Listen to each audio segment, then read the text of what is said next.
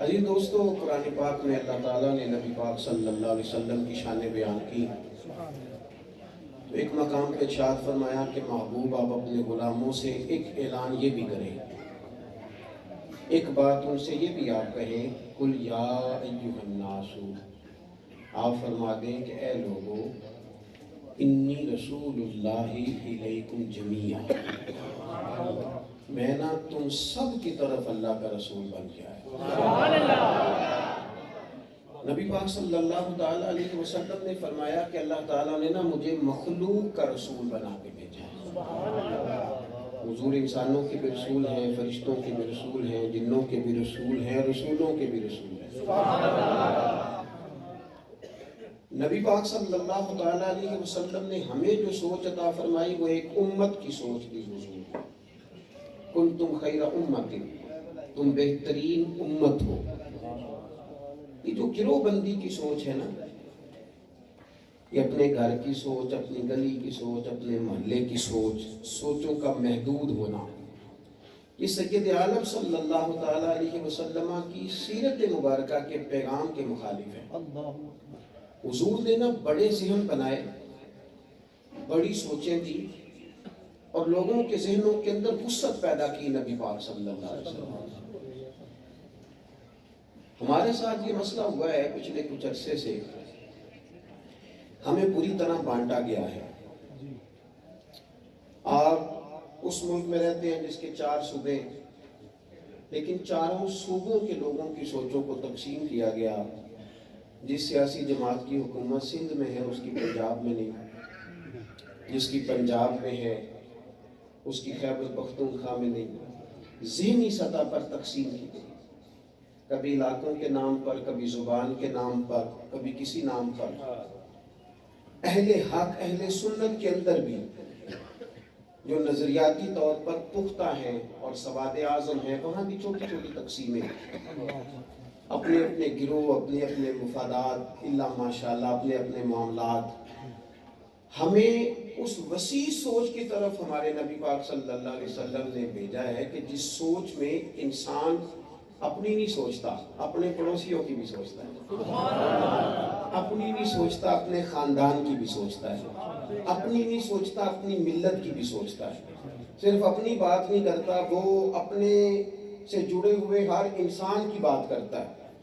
وسیع سوچیں رسول پاک صلی اللہ تعالیٰ علیہ وسلم کی اگر آپ سیرت مبارکہ کو دیکھیں گے نا تو حضور کی سیرت نور میں ہر شخص کے لیے حضور نے عزت اور پیغام رکھا، ہر شخص کے لیے، ہر شخص کے لیے۔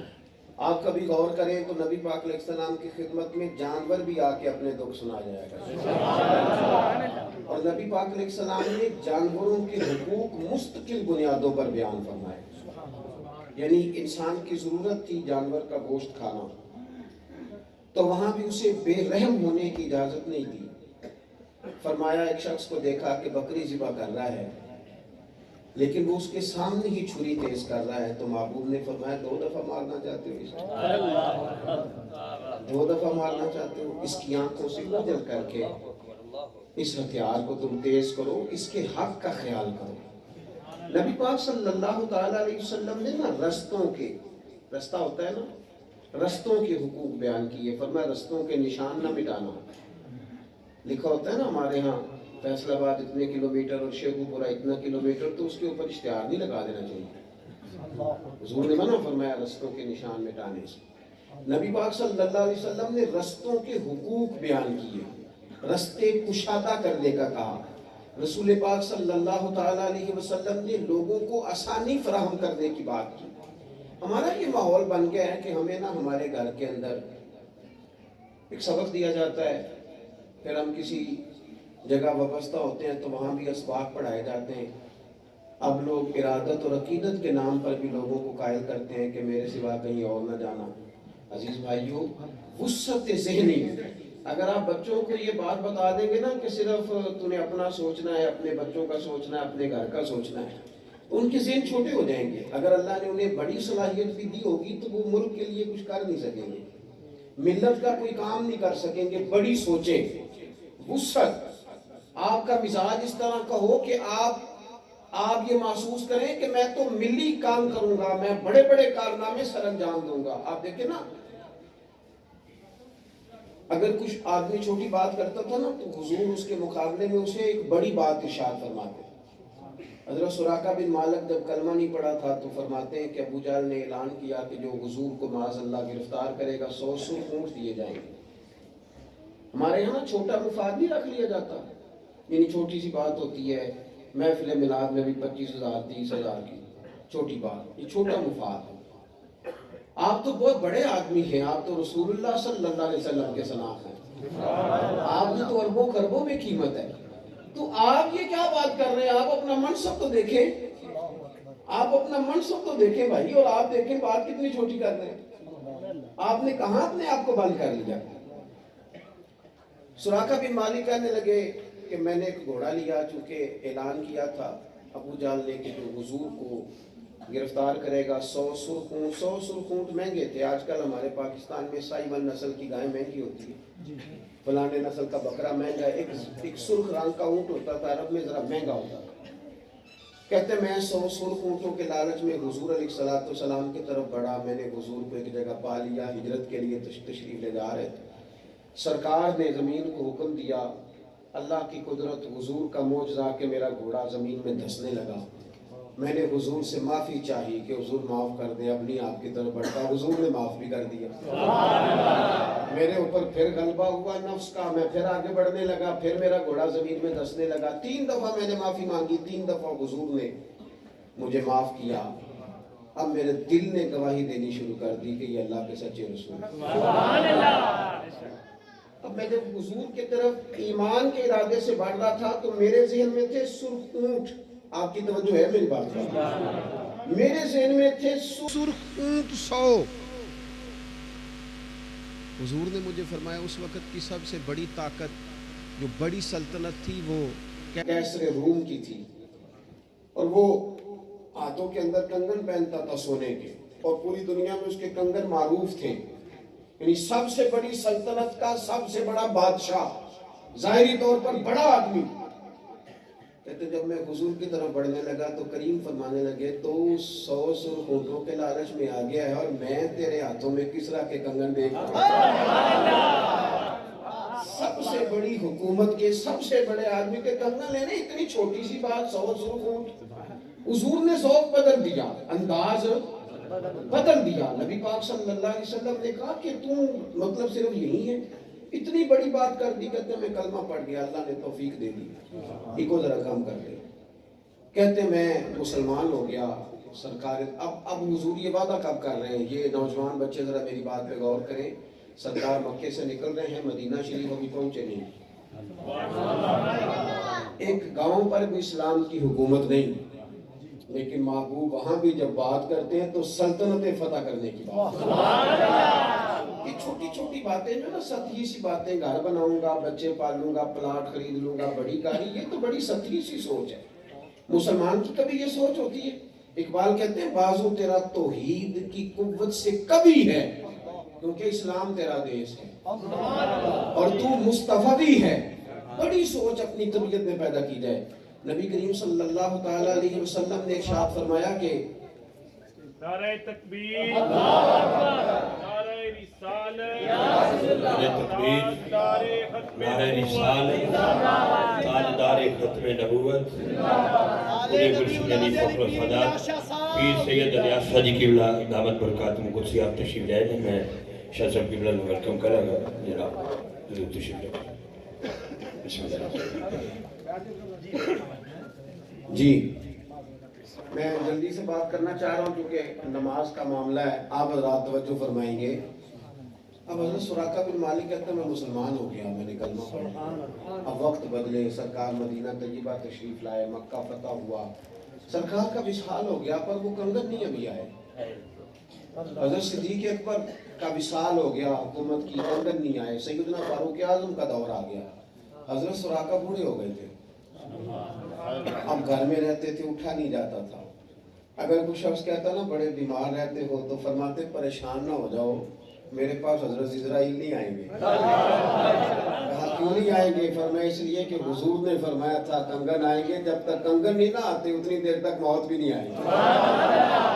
حضرت عمر فاروق کے زمانہ مبارکہ میں وہ علاقہ فتح ہوا، وہ کنگن آئے، بوڑھے ہو گئے تھے، اٹھا نہیں جاتا تھا، پوتے بھی بیائے گئے، شادیاں ہو گئی. اب نے فرمایا دادا کو بلاؤ.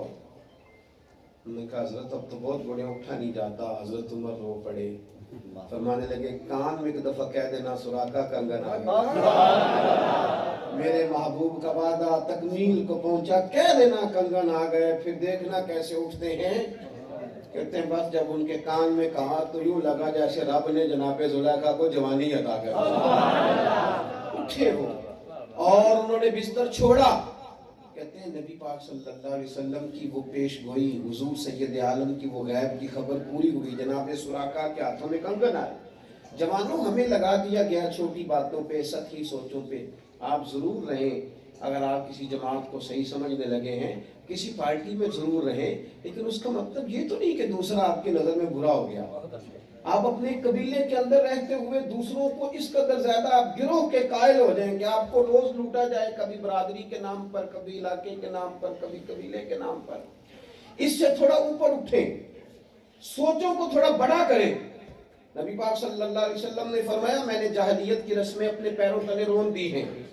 اب کوئی ایسی جاہلانہ بات نہ کرے کہ میں فلاں قبیلے سے ہوں، میرا قبیلہ بڑا ہے.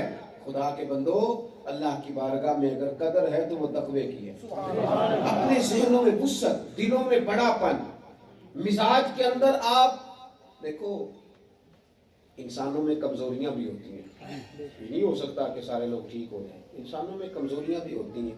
لیکن ہمارا بڑا عجیب مزاج ہے نا، مجھے سب سے زیادہ اپنی کمزوریوں کا پتہ ہے، لیکن اپنی ساری کمزوریوں کا پتہ ہونے کے باوجود اپنے آپ سے پیار ہے. اور دوسرے کا پتہ بھی ہے تو ایک آپ کا ہی پتہ ہے نا. اپنی ساری کا پتہ ہونے کے باوجود اپنے آپ سے پیار ہے، اور کسی کی ایک دو کا پتہ چل جائے کیوں نہ کریں. دل تھوڑا بڑا، ذہن تھوڑا وسیع.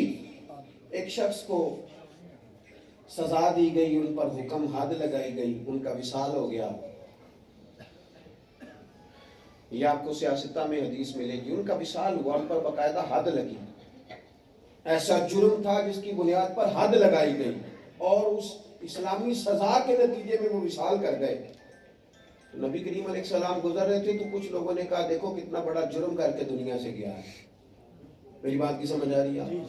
حضور نے حد لگائی ہے، ان کا وصال ہو گیا، دیکھو کتنا جرم کر کے دنیا سے گئے.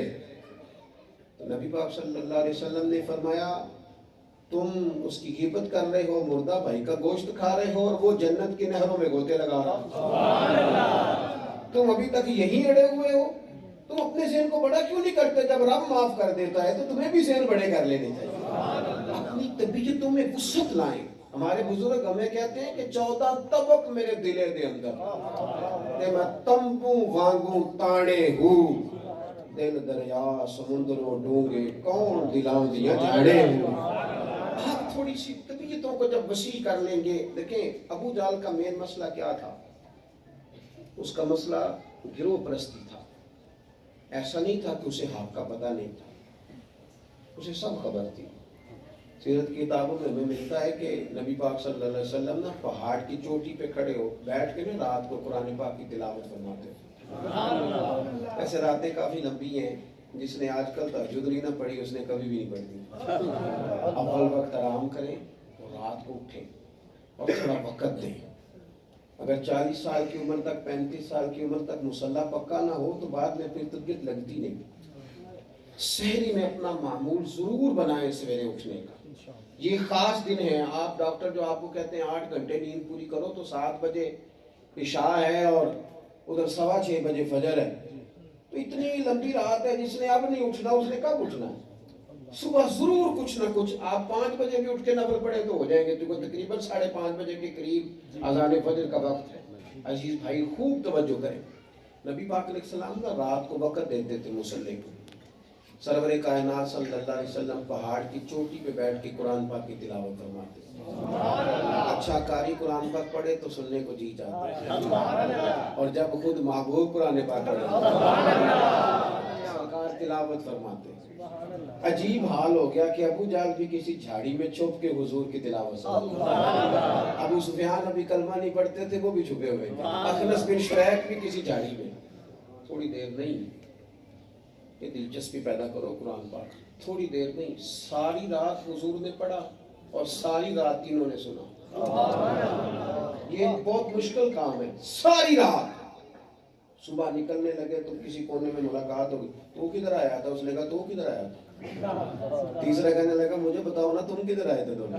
کل نہیں آنا، جو وہ کام لوگ دیکھیں گے تو کیا سوچیں گے ہم لوگوں کو روکتے ہیں، خود آتے ہیں، لیکن قربان جائیں، کہتے ہیں حضور کی تلاوت تھی نا، رات کو ارادہ تو تھا نہیں جائیں گے، پر وہ تلاوت کانوں میں رس گھولنے لگی۔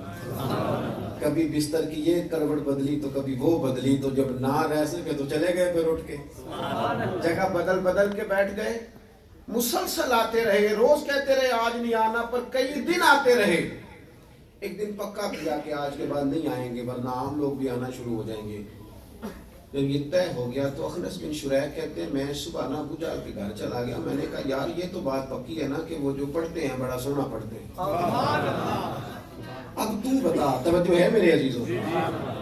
اخنس بن شریح ابو جہل سے کہنے لگا بتا، سچ بتانا دل پہ ہاتھ رکھ کے، نبی پاک علیہ السلام جو قرآن پڑھتے ہیں وہ سچا ہے کہ نہیں؟ میں ہوں، تو ہے، تیسرا کوئی، صحیح بتا۔ یہ میری بات پر خاص غور کرنا۔ کہنے لگا میں تو بہت زمانے سے کہہ رہا ہوں کہ قرآن نہیں، ان کا تو ایک ایک حرف سچا ہے، قرآن کا ایک ایک حرف سچا ہے، ہر شے سچی بیان کرتے ہیں، ان کی ہر بات حق پر مبنی ہے۔ تو خالد بن شریح کہنے لگا جب سچ ہے تو تو مانتا کیوں نہیں؟ اب ترجمہ کر لیں اس کا یہ کہ تو جانتا ہے تو مانتا کیوں نہیں؟ آج ہی بڑے لوگ ہیں نا کہتے ہیں دین بالکل حق ہے تو عمل کب کرنا ہے؟ یہ بات تو کافر بھی کہہ رہے تھے کہ ہے بالکل سچا، تو عمل کس نے کرنا ہے؟ پھر اس پہ عمل کون کرے گا؟ عمل کا تو مسئلہ ہے۔ کہا تو جانتا ہے تو مانتا کیوں نہیں؟ تو ابو جہل نے جو سوچ دی اس کو دیکھیے گا کیا ہے۔ وہ کہنے لگا ہمارے قبیلے کا اور بنو عبد مناف کا، بنو ہاشم کا شریکہ تھا نا، یہ شروع سے مقابلہ رہا۔ اگر انہوں نے گھوڑا دوڑایا تو ہم نے بھی دوڑایا، اگر انہوں نے کسی غریب کو کھانا کھلایا تو ہم نے بھی کھلایا، اگر انہوں نے کسی کا بوجھ اٹھایا تو ہم نے بھی اٹھایا۔ پھر انہوں نے کہا کہ ہمارے قبیلے میں نبی آ گئے۔ کہنے لگا اللہ کی قسم، لات و منات کی قسم، کبھی نہیں مانوں گا معاذ اللہ۔ انہوں نے کہا ہمارے قبیلے میں نبی آ گئے۔ مانا کیا تھا کہ اگر میرے قبیلے میں آتے نا پھر میں مان جاتا۔ اوہو، یہ گروہ پرستی کی سوچ، یہ برادری ازم کا رٹا آڑے آ گیا، حق پہنچ گیا لیکن قبول یہ گروہ بندی کی جو سوچ ہے نا، دیکھیں نا یہاں لڑائی ہو گئی چوک میں ہمارے بچے کی کسی برادری کے بچے کے ساتھ، تو خبر آئی کہ بچہ لڑ پڑا ہے، تو پہلے جا کے کوئی پوچھتا ہے کہ غلطی کس کی ہے؟ بولے پوچھتے ہو؟ سیدھی لڑائی شروع کر دی۔ کیا یہ جائز ہے؟ دین اس کی اجازت دیتا ہے؟ اخلاقیات اجازت دیتے ہیں؟ اتنے گروہ پرستی میں آ گئے کہ ہم نے سب کو شکوے ہیں نا پولیس والوں سے۔ میں نے ایک پولیس آفیسر سے بات کی، میں نے کہا یار بڑے لوگوں کو شکوے ہیں، تو کہنے لگا پیر صاحب ہمیں بھی تو شکوے ہیں نا، پتہ تو کرو کتنے لوگ سچا پرچہ درج کراتے ہیں، پوچھو کتنا سچا درج کراتے ہیں، ان سے پوچھو، اتنا ہی مال لکھواتے ہیں جتنا ان کا گیا ہے۔ ان کو پتہ ہوتا ہے کہ ہمارا مجرم کون ہے، بہت سارے لوگوں کو۔ یہ جو نامعلوم نام لکھواتے ہیں کس لیے لکھواتے ہیں؟ کہ جو پیروی کرے گا اس کا بھی نام دے دیں۔ گروہ بندی کی سوچ، تقسیم در تقسیم، چھوٹے چھوٹے ذہن۔ اگر کسی آپ کے مقابلے میں کسی بندے کے اندر خوبی ہے تو آپ اس خوبی کو تسلیم کریں۔ اگر آپ سمجھتے ہیں کہ وہ میری جماعت کا نہیں، برادری کا نہیں، قبیلے کا نہیں، لیکن خوبی رکھتا ہے تو اس کی خوبی کو تسلیم کریں۔ میں ایک سوچ آپ کو دیتا ہوں، آپ ذرا سیرت، آپ کا عنوان ہے نا، تو سیرت کا یہ والا رنگ ذرا دیکھیے۔ جناب عمر فاروق رضی اللہ تعالیٰ عنہ کی ایک لونڈی نے کلمہ پڑھا، حضرت عمر نے الٹا لٹکا کے مارا، ہاتھ میں تلوار، مکے کے صحراؤں میں حضرت عمر مقابلے میں نکلے ہوئے حضور کو شہید کرنے کے لیے، میں شہید کروں گا۔ اب مجھے بتائیں، ایک بندے کا آپ کو پتہ چل جائے کہ وہ تو آپ کے مقابلے میں ہے، شہید کرنا چاہتا ہے، تو اس کے لیے آپ دعا مانگیں گے؟ ادھر دیکھو میری طرف، لیکن حضور کو پتا تھا نا کہ وہ نکل تو آئے ہیں پر بندہ اصولوں والا ہے. وہ مقابلے میں نکلے, یہاں رپورٹ آ رہی ہے کہ ان کے ہاتھ میں تلوار ہے, اور حضور کعبے کا غلاف پکڑ کے کہتے ہیں یا اللہ عمر کے اسلام کے ذریعے اسلام کو عزت عطا فرما. ان کے لیے دعائیں ہو رہی ہیں, اس لیے کہ جو ان کی خوبی ہے وہ اپنی جگہ پہ مسلمہ ہے. ذہن میں وسعت لائیں, دلوں میں وسعت لائیں. ہماری طبیعت, درویش نے لکھا ہے کوئی جڑی بوٹی تھی تو وہ پہاڑی کے بالکل اوپر کونے میں جا کے ملتی تھی, تو بہت سارے لوگ گئے اس کو تلاش کرنے کے لیے, وہ دوائیوں میں کام آئے گی, لیکن وہ رستہ بڑا سخت تھا, ڈھلان والا رستہ تھا, سخت رستہ تھا, کوئی جاتا تو پھسل جاتا, چڑھا ہی نہیں جاتا تھا. ایک صاحب نے ٹھان لی کہ میں جاؤں گا, کئی پہاڑیاں کراس کر کے وہ پہاڑی آنا تھی. میری بات پر توجہ ہے آپ اس نے نا جاتے جب دیکھا کہ یہ ڈھلان ہے, یہ تو پیر رکھے تو پھسل جاتا ہے, تو اس نے کدال پکڑ لی, رمبا پکڑ لیا, ہتھوڑا پکڑ لیا, پہاڑ توڑنا شروع کیا. پورا پہاڑ توڑ کے اس نے 50-60 سیڑھیاں بنائی. پھر اگلی پہاڑی پہ گیا, اس کو توڑا, اکیلا آدمی کا, سالوں لگ گئے, اس کو توڑ کے سیڑھیاں بنائی. پھر تیسرا توڑا, اس نے کو 3-4 پہاڑ توڑے تو وقت اتنا گزر گیا کہ موت کا ٹائم آ گیا. اب جو نڈھال ہوا, آخری وقت آیا تو لوگ کہنے لگے تجھے ملا کیا, کیا ملا تجھے, کامیاب تو ہو نہیں سکا. تو کہنے لگا تم غلط فہمی کا شکار ہو, میں فل کامیاب ہو گیا, میں پورا کامیاب ہو کے دنیا سے جا رہا ہوں. کا وجہ کہنے لگا اس جڑی بوٹی کی مجھے نہیں, سارے شہر کو ضرورت ہے. میں نے نا 4 پہاڑ کاٹ دیے ہیں, میں نے آدھا سفر آسان کر دیا ہے. اب جو شروع کرے گا نا وہ 5ویں پہاڑ سے شروع کرے گا. او میں نے 4 پہاڑ تو توڑے کہ نہیں. کوئی شخص ایسا ہو جو آدھا سفر تو آسان کرے, اپنی زندگی کا کردار تو دیکھے نا. امام بخاری رحمت اللہ علیہ ہمیں حدیث جمع کر کے دے گئے نا, انہیں کہا لو میں تمہیں دے گیا ہوں. اب بعد میں آئے فقہا, وہ حدیث سے مسائل نکالنے لگے, استدلال کرنے لگے, امت کو وہاں سے مسائل دینے لگے. کام ہوتا رہا, تشریحات ہوں, کام ہوگا.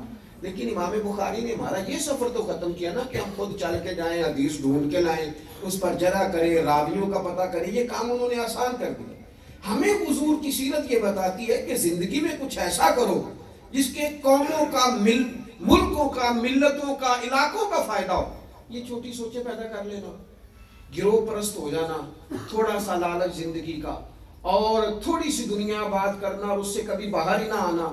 آپ اسی امام غزالی فرمایا کرتے تھے, اور تو دینے کا مزاج بنا, رب تجھے دینے کی توفیق بھی عطا کرے. تو ذوق ہی نہیں بناتا, تیرا خیال ہی نہیں ہے بانٹنے کا. اپنے ذہن کو وسیع کرے. رسول پاک صلی اللہ علیہ وسلم نا بڑی باتیں کرتے, بڑی بڑی. یہ جو جنگ خندق ہوئی نا تو مسلمانوں کے حالات اتنے سخت تھے کہ بھوک کے ساتھ پیٹ کمر سے جا لگے. شدید حالات مسلمانوں پہ, اور مسلمان دفاعی محاذ پہ کڑے, خندق کھود کے, آگ جلا کے بچاؤ کیا جا رہا ہے. اتنی بھوک تھی کہ لوگوں نے پیٹ میں پتھر باندھے ہوئے. ہم یہ باتیں سن لیتے ہیں پر یہ کرنی بڑی مشکل ہے. پیٹ میں پتھر, اور جب عرض کی یا رسول اللہ صلی اللہ علیہ وسلم ہم نے پیٹ پہ پتھر باندھے تو محبوب نے کرتا اٹھایا, فرمایا تم نے 1 باندھا, میں نے 2 باندھے.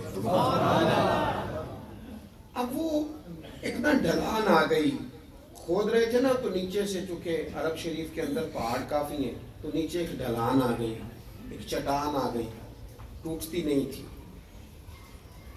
تو ہمارا تو خیر آج کل حال یہ ہے کہ ہم سے تو نہیں اٹھایا جاتا سبزی کا تھیلا بھی, مولوی صاحب سے, پیر صاحب سے, اپنے جیسے لوگوں کی بات ہے. لیکن نبی پاک صلی اللہ علیہ وسلم ڈھلان آ گئی تو صحابہ نے عرض کی حضور ہم سے نہیں ٹوٹتی, تو فرمایا مجھے دو تھوڑا, ہاں مجھے دو تھوڑا, میں کرتا ہوں یہ کام.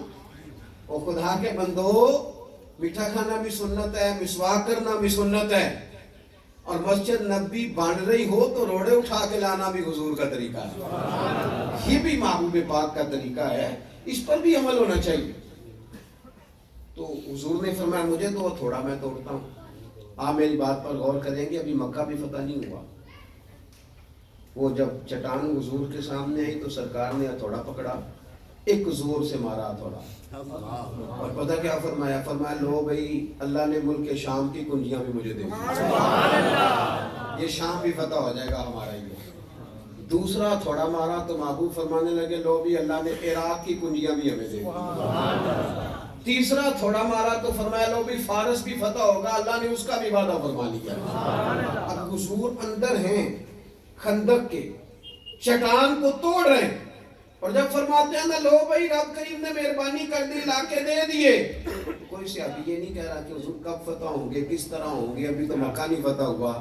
حضور بتاتے جاتے تھے اور وہ نعرے لگاتے جاتے تھے. اپنی زندگی میں وسیع بات کریں، آپ کا بڑا ذہن ہو، بڑا دل ہو. یہ چھوٹی چھوٹی یاد دیکھو، میرا اگر نالائق بچہ نہیں پڑھتا تو میری بہن کا اگر لائق ہے تو اسے پڑھا لوں. اگر میرے محلے اور گلی میں کچھ ایسے لوگ ہیں جو اپنے وسائل کی بنیاد پر اپنے بچوں کو نہیں پڑھا پا رہے تو میری سوچ ادھر کیوں نہیں جاتی؟ کیوں میں سارا کچھ سمیٹ کے اپنے گاڑی لانا چاہتا ہوں؟ میرے ابا جی کہا کرتے تھے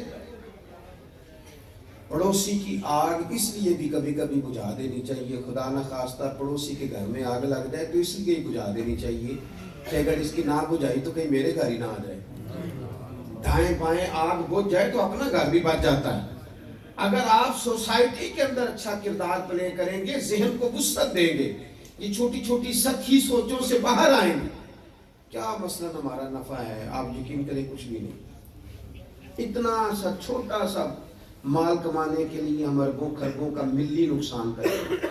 اپنا گھر بنانے کے لیے قوموں کو مقروض کر دیتے ہیں ہمارے حکمران، اپنا گھر بنانے کے لیے. اگر طبیعت دیکھیں، جو آدمی جعلی دوائی بیچتا ہے کیا نفع کماتا ہے؟ وہ 50,000 روز کما لیتا ہوگا، لیکن وہ انسانی جان جو ایک بچ جائے تو سمجھو انسانیت بچ گئی. وہ سمجھتا ہی نہیں اس بات کو کہ یار میری ذمہ داری کتنی بڑی ہے. ڈاکٹر کو لوگ مسیحا سمجھتے ہیں.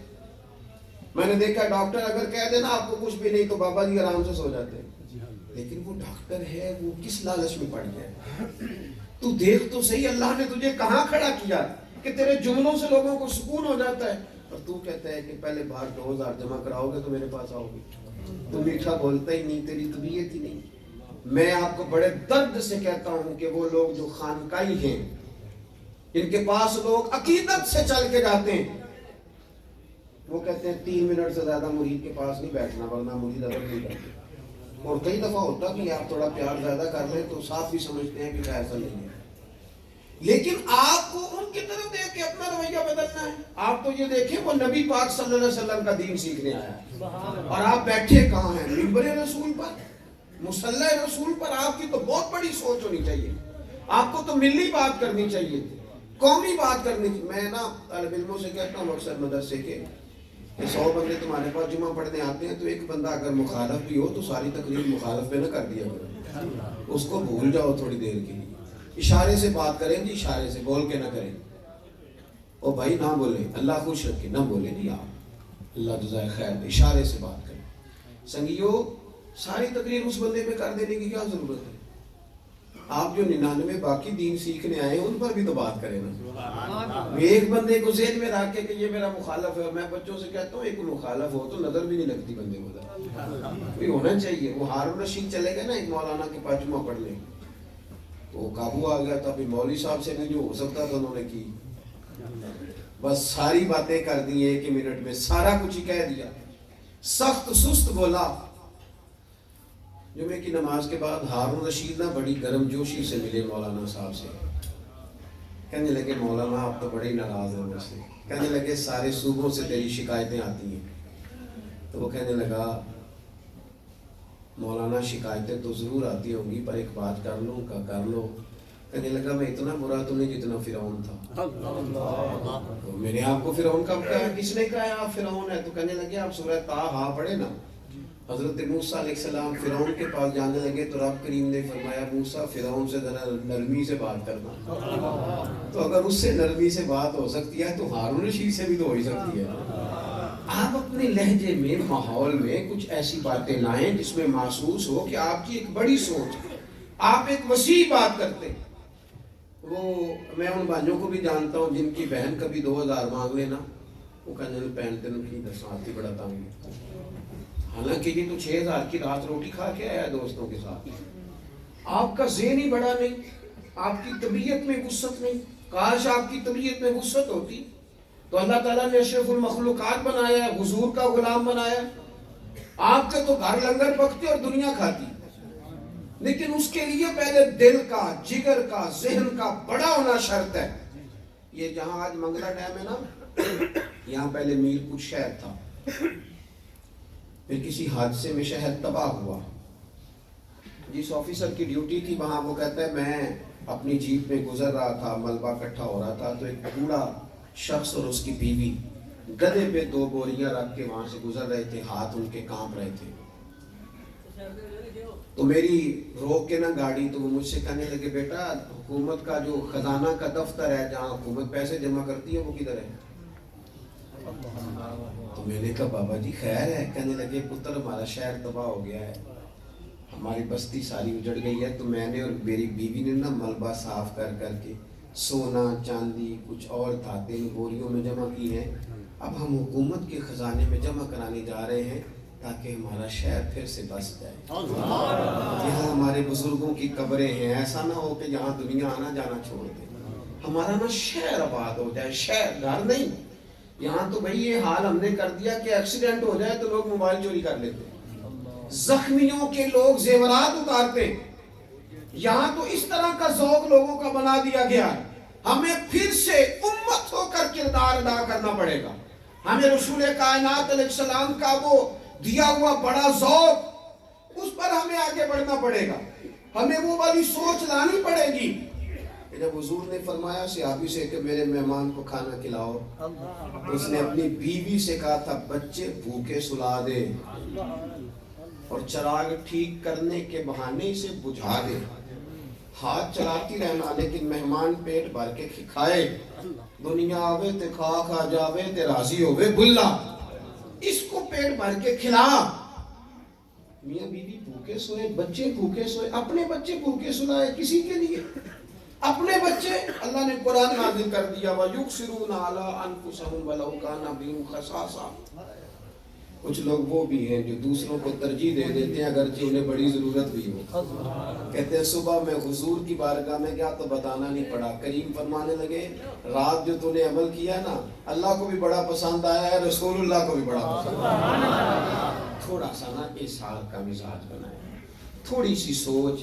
یعنی میں اپنی تھڑی بچاتا ہوں, میرا ایک موٹر سائیکل گزرنا ہے, حالانکہ وہ ایک بچے کو لگائے نا تو اٹھا کے بھی اندر جا سکتا ہے, لیکن میں نے سارا محلہ تنگ کر دیا. وہ گلی سے ایمبولنس نہیں گزر پاتی اور میرا موٹر سائیکل ذرا صحیح کر کے چلا جاتا ہے نا. اور اگر کوئی بندہ مجھے کہہ بیٹھے تو توبہ توبہ توبہ, او خدا کے بندے 6 فٹ تے میں چھڑیے تھا تو کون نہ مینوں اکھنا. وہ بھائی اپنے لیے چھوڑی تھی تو نہ چھوڑتے.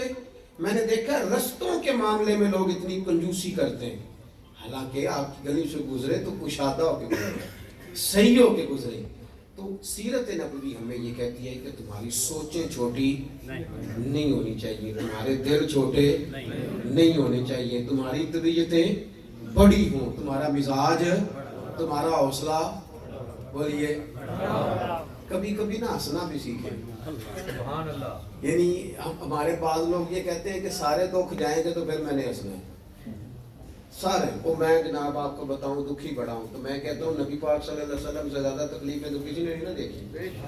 13 سال مکہ مکرمہ میں کبھی روڑے مار رہے ہیں طائف کے لوگ, کبھی اجڑیاں آ رہی ہیں, کبھی کانٹے بچھائے جا رہے ہیں. مدینہ میں آ گئے تو کبھی بدر کی لڑائی, کبھی احد کی جنگ, کبھی منافقوں کی سازشیں. لیکن حضرت حارث رضی اللہ تعالیٰ عنہ فرماتے ہیں میں نے اتنا مسکراتے ہوئے کسی کو نہیں دیکھا جتنا رسول کریم مسکرایا کرتے.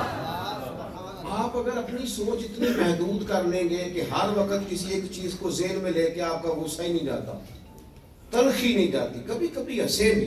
اور اگر آپ کہیں کہ سارا زمانہ ٹھیک ہوگا تو پھر میں نے ٹھیک ہونا ہے, تو پھر تو آپ ٹھیک ہو ہی نہیں سکتے. اس لیے کہ نیکیاں جمہوری نہیں ہوتی, نیکیاں جمہوری. حضرت صدیق اکبر نے کہا تھا کہ پہلے سارے کلمہ پڑھیں تو پھر میں پڑھوں گا.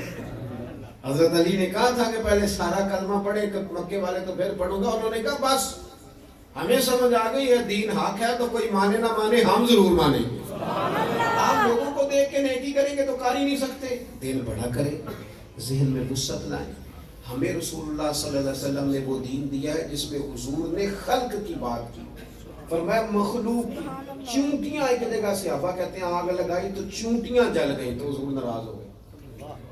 یار چونٹیوں کو جو دین قدر دے, چونٹیوں جل گئی حضور ناراض ہو گئے. فرمایا تمہیں پتہ ہے آگ کا عذاب سوائے اللہ کے کوئی نہیں دے سکتا. یہ تم نے کیا کام کیا؟ تو ذہن کو بڑا کرے, طبیعت کو بڑا کرے. میزا وہ ایک بابا جی نا ہاتھ کانپ رہے تھے تو درخت لگا رہے تھے.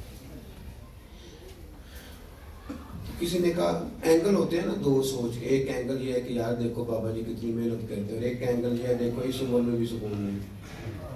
اپنی اپنی سوچ ہوتی ہے نا.